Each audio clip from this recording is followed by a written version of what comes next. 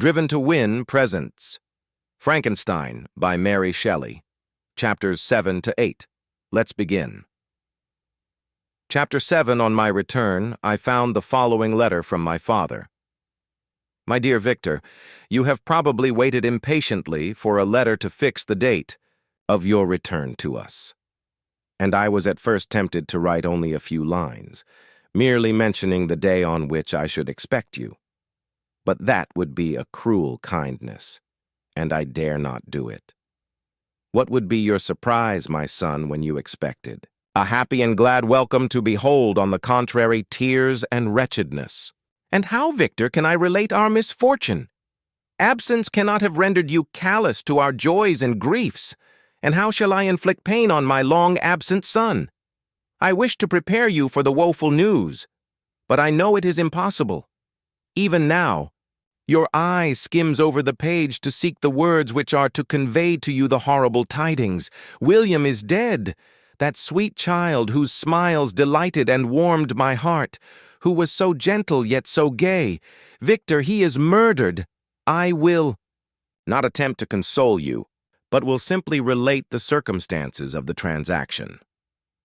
Last Thursday, May 7th, I, my niece, and your two brothers went to walk in Plainpalais. The evening was warm and serene, and we prolonged our walk farther than usual. It was already dusk before we thought of returning, and then we discovered that William and Ernest, who had gone on before, were not to be found. We accordingly rested on a seat until they should return. Presently Ernest came and inquired if we had seen his brother. He said that he had been playing with him, that William had run away to hide himself, and that he vainly sought for him, and afterwards waited for a long time, but that he did not return.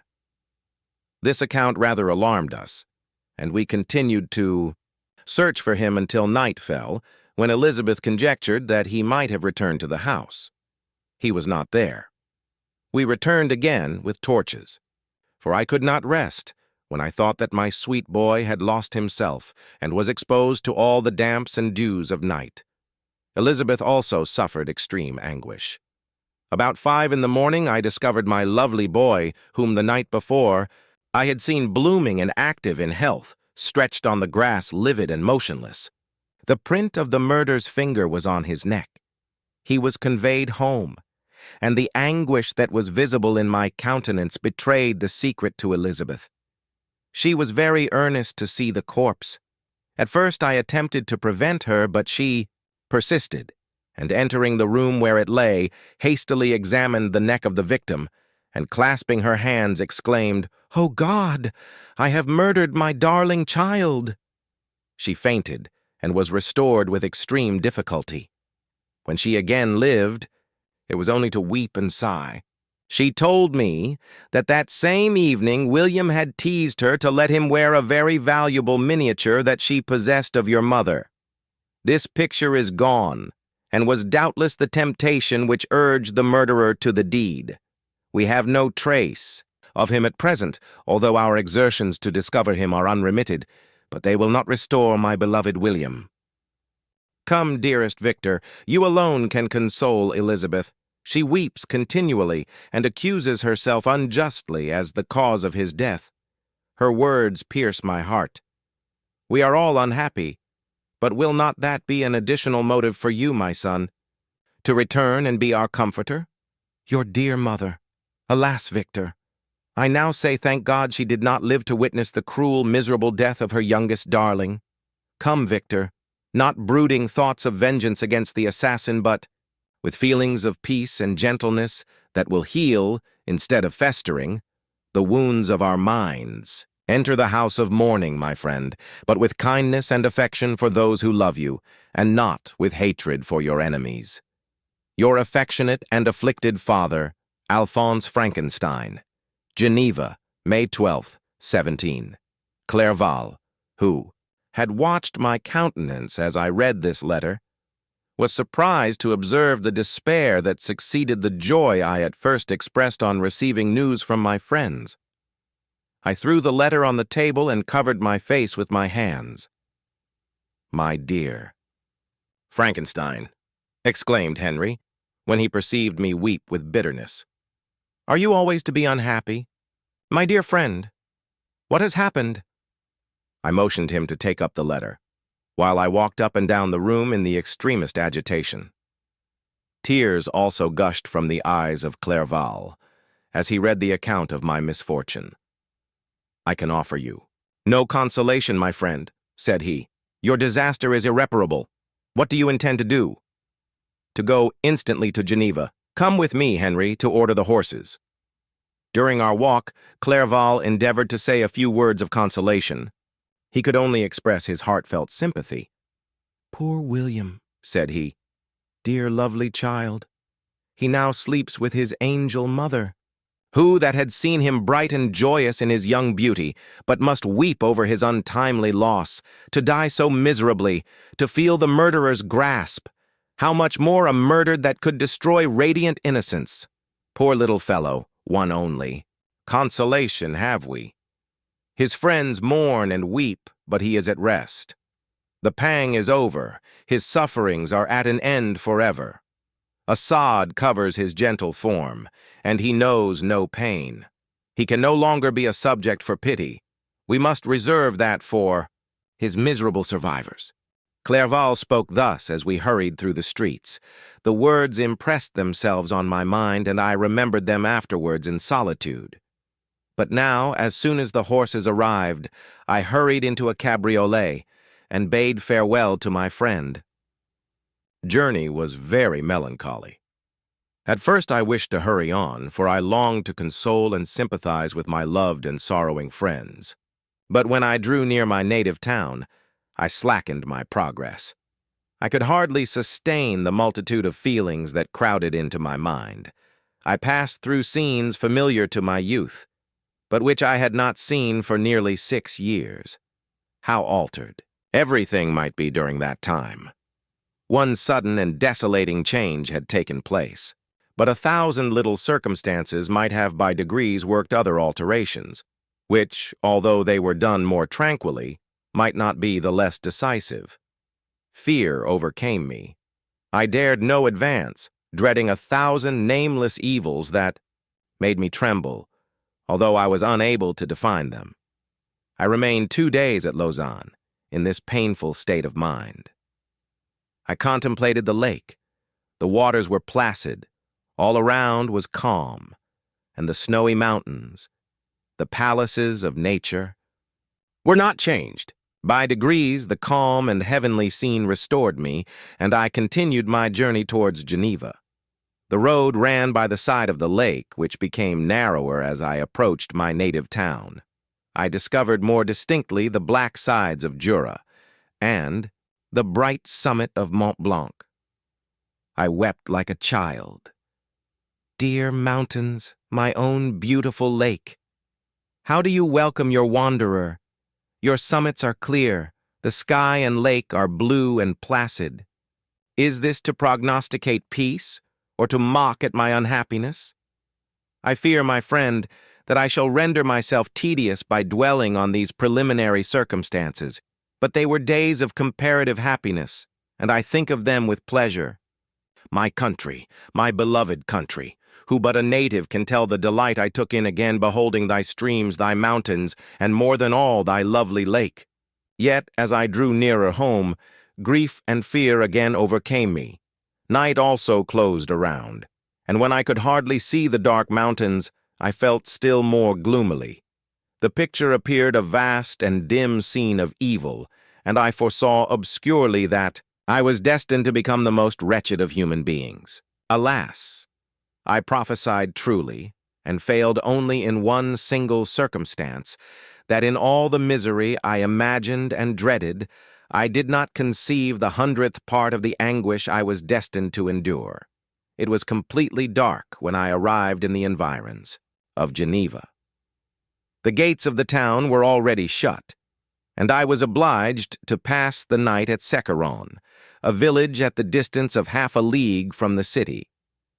The sky was serene, and, as I was unable to rest, I resolved to visit the spot where my poor William had been murdered.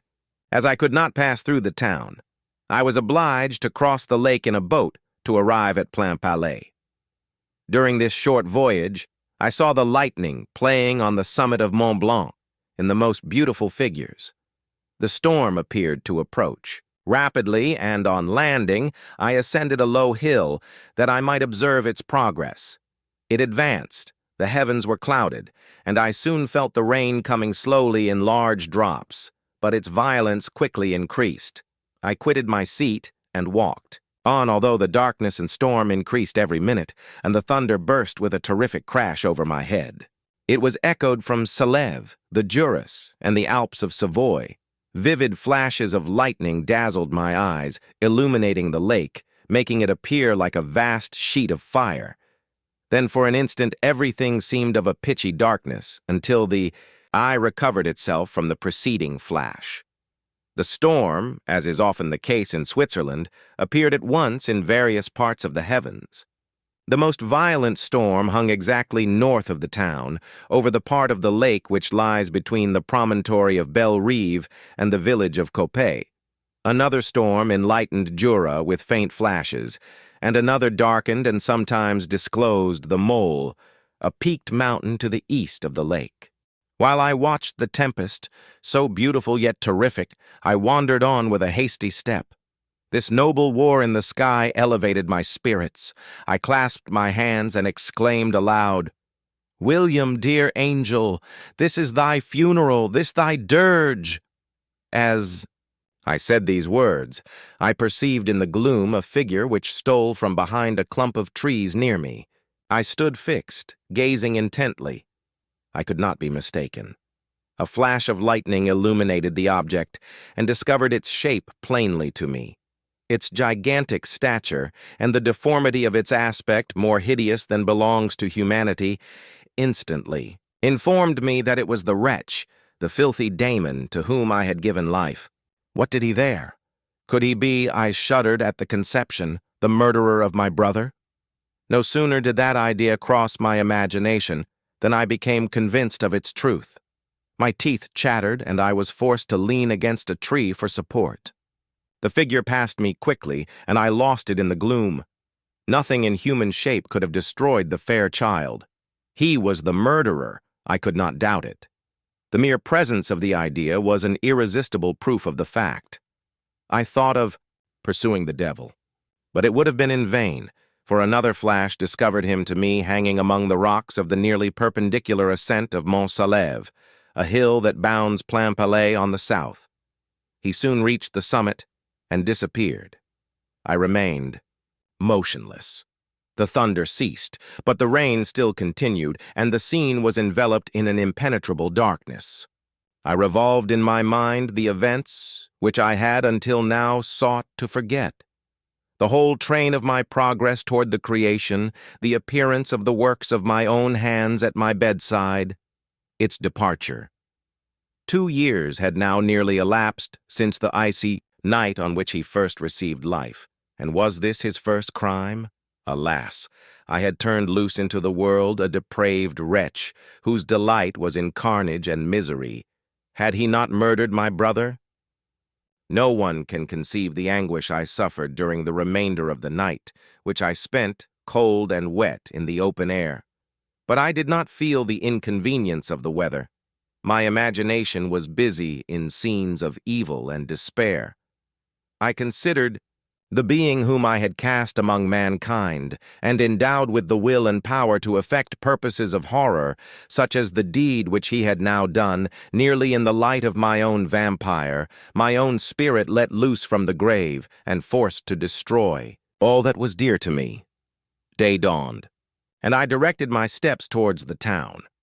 The gates were open, and I hastened to my father's house. My first thought was to discover what I knew of the murderer, and cause instant pursuit to be made.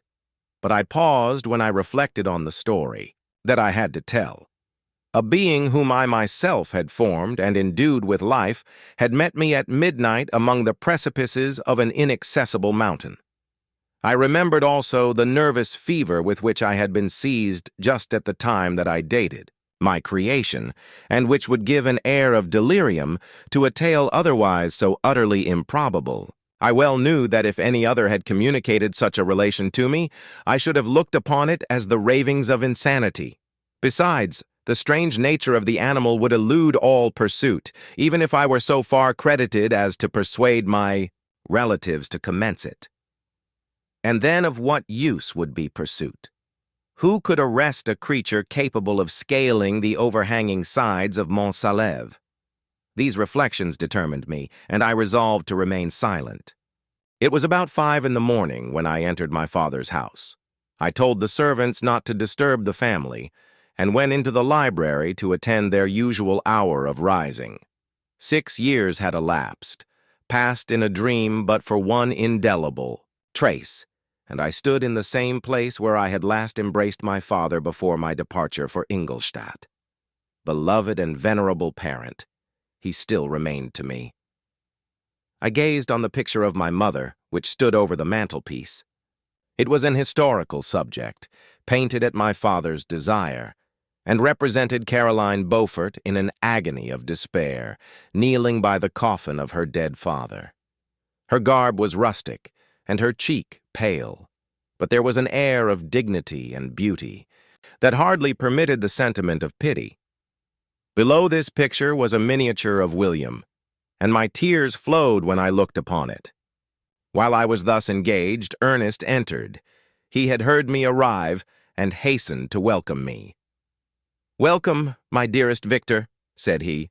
"Ah, I wish you had come 3 months ago, and then you would have found us all joyous and delighted. You come to us now to share a misery which nothing can alleviate. Yet your presence will, I hope, revive our father, who seems sinking under his misfortune. And your persuasions will induce poor Elizabeth to cease her vain and tormenting self-accusations.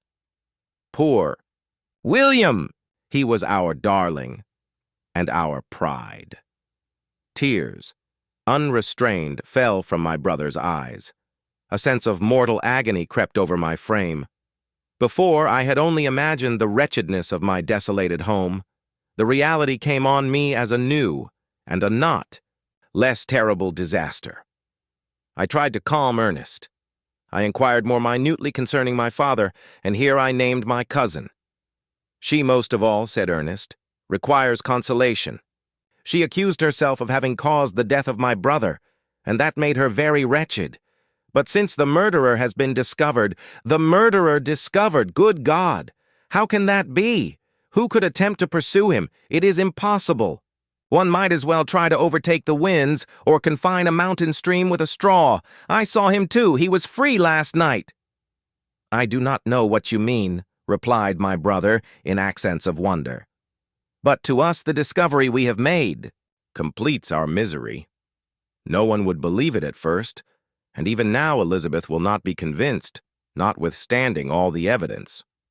Indeed, who would credit that Justine Moritz, who was so amiable and fond of all the family, could suddenly become so capable of so frightful, so appalling a crime? Justine Moritz, poor girl, is she the accused? But it is wrongfully. Everyone knows that. No one believes it, surely, Ernest. No one did at first, but several circumstances came out that have almost forced conviction upon us. And her own behavior has been so confused as to add to the evidence of facts a weight that, I fear, leaves no hope for doubt. But she will be tried today, and you will then hear all." He then related that, the morning on which the murder of poor William had been discovered, Justine had been taken ill and confined to her bed for several days. During this interval, one of the servants, happening to examine the apparel she had worn on the night of the murder, had discovered in her pocket the picture of my mother, which had been judged to be the temptation of the murderer. The servant instantly showed it to one of the others, who, without saying a word to any of the family, went to a magistrate, and upon their deposition, Justine was apprehended. On being charged with the fact, the poor girl confirmed the suspicion in a great measure by her extreme confusion of manner. This was a strange tale, but it did not shake my faith, and I replied earnestly, "You are all mistaken. I know the murderer. Justine, poor, good Justine, is innocent." At that instant, my father entered. I saw unhappiness deeply impressed on his countenance, but he endeavored to welcome me cheerfully, and, after we had exchanged our mournful greeting, would have introduced some other topic than that of our disaster, had not Ernest exclaimed, "Good God, Papa! Victor says that he knows who was the murderer of poor William." "We do also, unfortunately," replied my father, "for indeed I had rather have been forever ignorant than have discovered so much depravity and ungratitude in one I valued so highly. My dear father, you are mistaken. Justine is innocent. If she is, God forbid that she should suffer as guilty.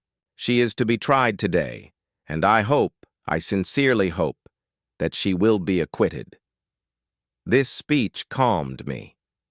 I was firmly convinced in my own mind that Justine, and indeed every human being, was guiltless of this murder. I had no fear, therefore, that any circumstantial evidence could be brought forward strong enough to convict her. My tale was not one to announce publicly. Its astounding horror would be looked upon as madness by the vulgar. Did anyone indeed exist, except I, the Creator, who would believe, unless his senses convinced him, in the existence of the living, monument of presumption and rash ignorance which I had let loose upon the world? We were soon joined by Elizabeth. Time had altered her since I last beheld her. It had endowed her with loveliness surpassing the beauty of her childish years. There was the same candor, the same vivacity, but it was allied to an expression more full of sensibility and intellect. She welcomed me with the greatest affection. "Your arrival, my dear cousin," said she, "fills me with hope. You perhaps will find some means to justify my poor guiltless Justine. Alas, who is safe if she be convicted of crime? I rely on her innocence as certainly as I do upon my own. Our misfortune is doubly hard to us. We have not only lost that lovely darling boy, but this poor girl whom I sincerely love is to be torn away by even a worse fate. If she is condemned, I never shall know joy more, but she will not, I am sure she will not. And then I shall be happy again, even after the sad death of my little William." "She is innocent, my Elizabeth," said I, "and that shall be proved. Fear nothing, but let your spirits be cheered by the assurance of her acquittal. How kind and generous you are! Everyone else believes in her guilt, and that made me wretched, for I knew that it was impossible, and to see everyone else prejudiced in so deadly a manner rendered me hopeless and despairing." She wept. "Dearest niece," said my father, "dry your tears. If she is, as you believe, innocent, rely on the justice of our laws and the activity with which I shall prevent the slightest shadow of partiality." Chapter 8. We passed a few sad hours until 11 o'clock, when the trial was to commence. My father and the rest of the family being obliged to attend as witnesses, I accompanied them to the court. During the whole of this wretched mockery of justice, I suffered living torture. It was to be decided whether the result of my curiosity and lawless devices would cause the death of two of my fellow beings, one a smiling babe full of innocence and joy, the other far more dreadfully murdered, with every aggravation of infamy that could make the murder memorable in horror. Justine also was a girl of merit and possessed qualities which promised to render her life happy. Now all was to be obliterated in an ignominious grave, and I the cause. 1,000 times, rather, would I have confessed myself guilty of the crime ascribed to Justine, but I was absent when it was committed, and such a declaration would have been considered as the ravings of a madman, and would not have exculpated her who suffered through me. The appearance of Justine was calm. She was dressed in mourning, and her countenance, always engaging, was rendered by the solemnity of her feelings exquisitely beautiful. Yet she appeared confident in innocence, and did not tremble, although gazed on and execrated by thousands. For all the kindness which her beauty might otherwise have excited was obliterated in the minds of the spectators by the imagination of the enormity she was supposed to have committed. She was tranquil, yet her tranquillity was evidently constrained, and as her confusion had before been adduced as a proof of her guilt, she worked up her mind to an appearance of courage. When she entered the court, she threw her eyes round it and quickly discovered where we were seated. A tear seemed to dim her eye when she saw us, but she quickly recovered herself, and a look of sorrowful affection seemed to attest her utter guiltlessness. The trial began, and after the advocate against her had stated the charge, several witnesses were called. Several strange facts combined against her, which might have staggered anyone who had not such proof of her innocence as I had. She had been out the whole of the night on which the murder had been committed, and towards morning had been perceived by a market woman not far from the spot where the body of the murdered child had been afterwards found. The woman asked her what she did there, but she looked very strangely, and only returned a confused and unintelligible answer. She returned to the house about 8 o'clock, and when one inquired where she had passed the night, she replied that she had been looking for the child, and demanded earnestly if anything had been heard concerning him. When shown the body, she fell into violent hysterics and kept her bed for several days. The picture was then produced which the servant had found in her pocket, and when Elizabeth, in a faltering voice, proved that it was the same which, an hour before the child had been missed, she had placed round his neck, a murmur of horror and indignation filled the court. Justine was called on for her defense. As the trial had proceeded, her countenance had altered. Surprise, horror, and misery were strongly expressed. Sometimes she struggled with her tears, but when she was desired to plead, she collected her powers and spoke in an audible, although variable, voice. "God knows," she said, "how entirely I am innocent. But I do not pretend that my protestations should acquit me. I rest my innocence on a plain and simple explanation of the facts which have been adduced against me. And I hope the character I have always borne will incline my judges to a favorable interpretation where any circumstance appears doubtful or suspicious."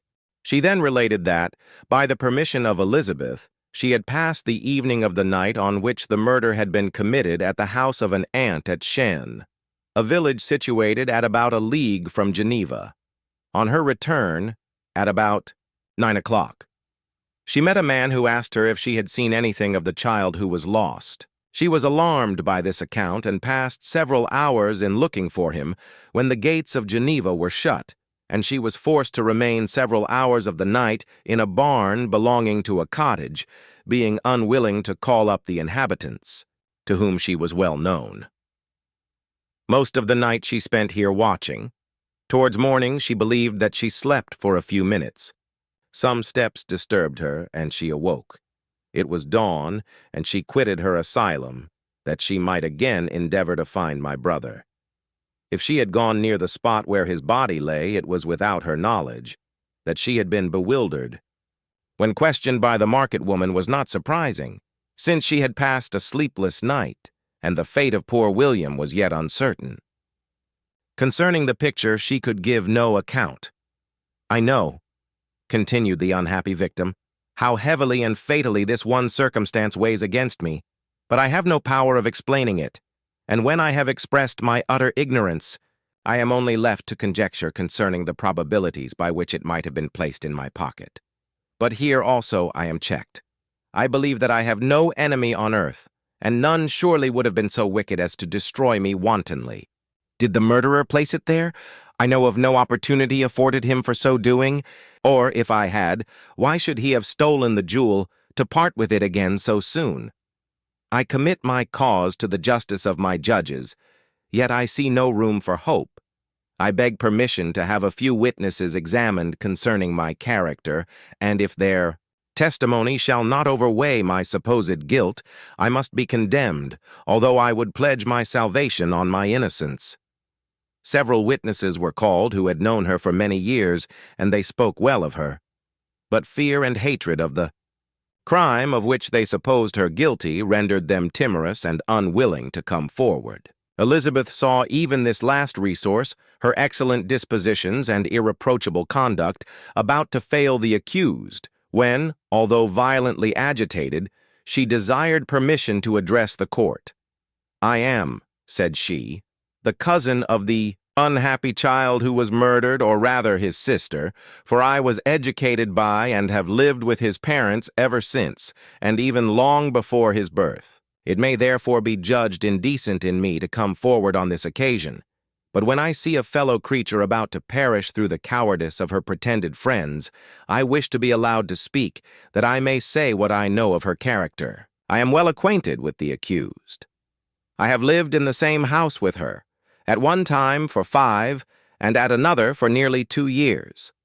During all that period, she appeared to me the most amiable and benevolent of human creatures. She nursed Madame Frankenstein, my aunt, in her last illness, with the greatest affection and care, and afterwards attended her own mother during a tedious illness, in a manner that excited the admiration of all who knew her, after which she again lived in my uncle's house, where she was beloved by all the family.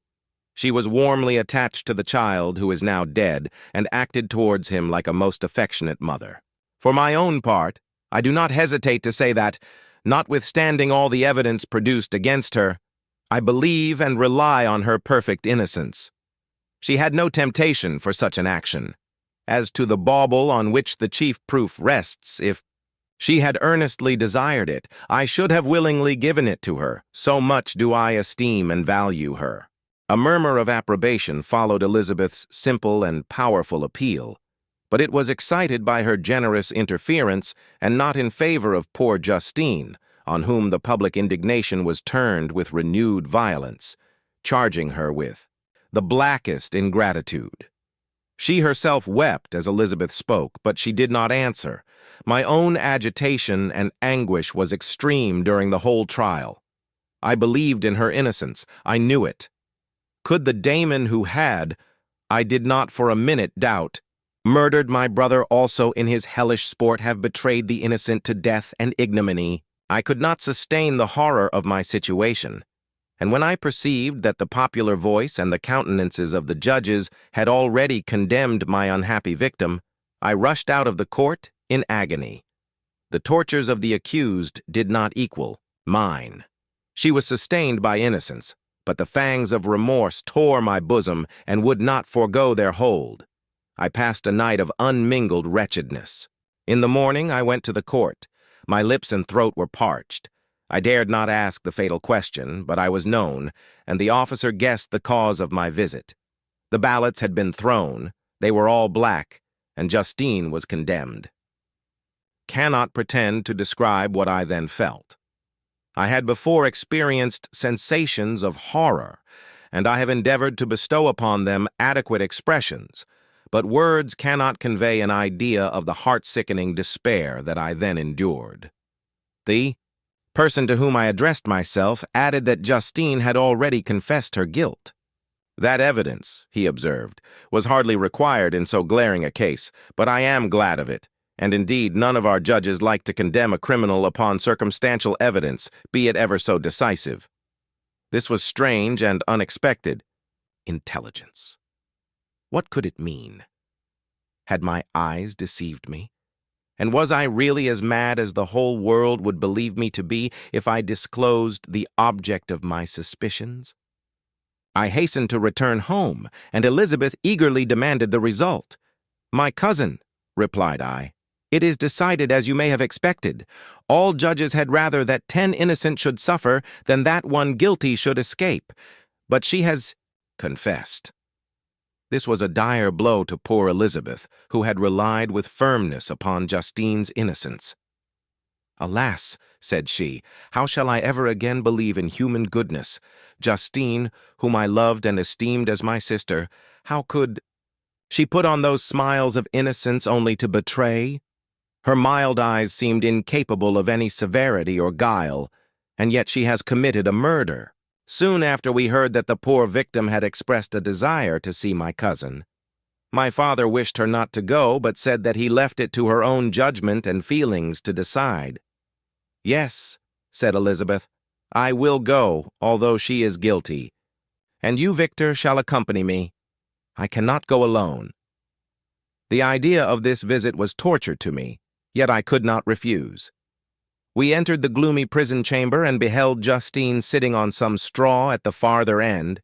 Her hands were manacled, and her head rested on her knees. She rose on seeing us enter, and when we were left alone with her, she threw herself at the feet of Elizabeth, weeping bitterly. My cousin wept also. "Oh, Justine," said she, "why, did you rob me of my last consolation? I relied on your innocence, and although I was then very wretched, I was not so miserable as I am now. And do you also believe that I am so very, very wicked? Do you also join with my enemies to crush me, to condemn me as a murderer?" Her voice was suffocated with sobs. "Rise, my poor girl," said Elizabeth. "Why do you kneel if you are innocent? I am not one of your enemies. I believed you guiltless, notwithstanding every evidence, until I heard that you had yourself declared your guilt. That report, you say, is false, and be assured, dear Justine, that nothing can shake my confidence in you for a moment but your own confession. I did confess, but I confessed a lie. I confessed that I might obtain absolution. But now that falsehood lies heavier at my heart than all my other sins. The God of heaven forgive me. Ever since I was condemned, my confessor has besieged me. He threatened and menaced, until I almost began to think that I was the monster that he said I was. He threatened excommunication and hellfire in my last moments if I continued obdurate. Dear lady, I had none to support me. All looked on, me as a wretch doomed to ignominy and perdition. What could I do? In an evil hour I subscribed to a lie, and now only am I truly miserable." She paused, weeping, and then continued. "I thought with horror, my sweet lady, that you should believe your Justine, whom your blessed aunt had so highly honored and whom you loved, was a creature capable of a crime which none but the devil himself could have perpetrated. Dear William, dearest blessed child, I soon shall see you again in heaven, where we shall all be happy, and that consoles me, going as I am to suffer ignominy and death. Oh, Justine, forgive me for having for one moment distrusted you. Why did you confess? But do not mourn, dear girl. Do not fear. I will proclaim. I will prove your innocence. I will melt the stony hearts of your enemies by my tears and prayers. You shall not die. You, my playfellow, my companion, my sister, perish on the scaffold. No, no, I never could survive so horrible a misfortune." Justine shook her head mournfully. "I do not fear to die," she said. "That pang is past. God raises my weakness and gives me courage to endure the worst. I leave a sad and bitter world. And if you remember me and think of me as of one unjustly condemned, I am resigned to the fate awaiting me. Learn from me, dear lady, to submit in patience to the will of heaven." During this conversation, I had retired to a corner of the prison, room where I could conceal the horrid anguish that possessed me. Despair. Who dared talk of that? The poor victim, who on the morrow was to pass the awful boundary between life and death, felt not, as I did, such deep and bitter agony. I gnashed my teeth and ground them together, uttering a groan that came from my inmost soul. Justine started. When she saw who it was, she approached me and said, "Dear sir, you are very kind to visit me. You, I hope, do not believe that I am guilty?" I could not answer. "No, Justine," said Elizabeth. "He is more convinced of your innocence than I was, for even when he heard that you had confessed, he did not credit it. I truly thank him. In these last moments I feel the sincerest gratitude towards those who think of me with kindness. How sweet is the affection of others to such a wretch as I am! It removes more than half my misfortune, and I feel as if I could die in peace now that my innocence is acknowledged by you, dear lady, and your cousin." Thus the poor sufferer tried to comfort others and herself. She indeed gained the resignation she desired. But I, the true murderer, felt the never-dying worm alive in my bosom, which allowed of no hope or consolation. Elizabeth also wept and was unhappy, but hers also was the misery of innocence, which, like a cloud that passes over the fair moon, for a while hides but cannot tarnish its brightness. Anguish and despair had penetrated into the core of my heart. I bore a hell within me, which nothing could extinguish. We stayed several hours with Justine, and it was with great difficulty that Elizabeth could tear herself away. "I wish," cried she, "that I were to die with you. I cannot live in this world of misery." Justine assumed an air of cheerfulness, while she with difficulty repressed her bitter tears. She embraced Elizabeth and said in a voice of half-suppressed emotion, "Farewell, sweet lady, dearest Elizabeth, my beloved and only friend. May heaven, in its bounty, bless and preserve you. May this be the last misfortune that you will ever suffer. Live and be happy, and make others so." And on the morrow, Justine died.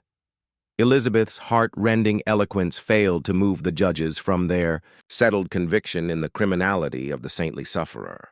My passionate and indignant appeals were lost upon them, and when I received their cold answers and heard the harsh, unfeeling reasoning of these men, my purposed avowal died away on my lips. Thus I might proclaim myself a madman, but not revoke. The sentence passed upon my wretched victim. She perished on the scaffold as a murderess. From the tortures of my own heart, I turned to contemplate the deep and voiceless grief of my Elizabeth. This also was my doing, and my father's woe and the desolation of that late so smiling home, all was the work of my thrice accursed hands.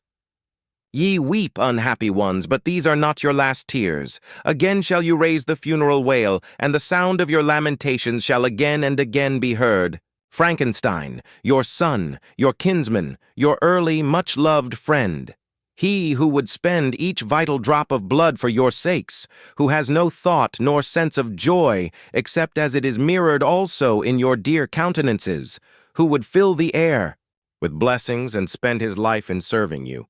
He bids you weep to shed countless tears.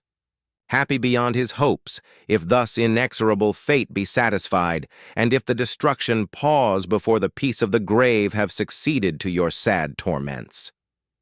Thus spoke my prophetic soul, as torn by remorse, horror, and despair. I beheld those I loved spend vain sorrow upon the graves of William and Justine, the first hapless victims to my unhallowed arts. Chapter 8 ends here. Thank you for listening. Stay with us for the next chapter, only on Driven to Win.